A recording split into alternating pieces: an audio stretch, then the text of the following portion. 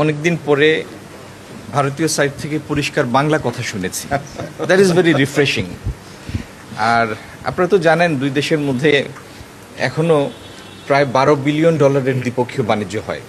গত বছরও $13 বিলিয়ন মতো, প্রায় 15-13 বিলিয়ন। গত বছরও ভারতের রপ্তানি ছিল প্রায় 11 বিলিয়নের মতো, 10.89। বাংলাদেশ থেকেও 2 বিলিয়নের মতো গিয়েছে। তো ইন্ডিয়ার সাথে আমাদের দ্বিপক্ষীয় বাণিজ্য আমাদের বাণিজ্যিক অংশীদারদের মধ্যে দ্বিতীয় বৃহত্তম, চীনের পরে।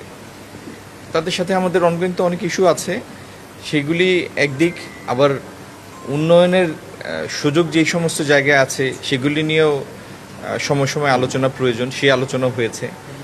ওনারা ল্যান্ড বর্ডারগুলি পুরোপুরি ফাংশনাল করা, আপনার বর্ডার হাটগুলি পুনরায় চালু করা, তারপরে ল্যান্ড বর্ডার দিয়ে সুতা আমদানি যেটা এখন প্রহিবিটেড সেটাকে আবার পুনরায় চালু করা, সাবরুম এবং আরও 2-1টা রাস্তার ব্যাপারে তাদের আমাদের নজরে এনেছেন।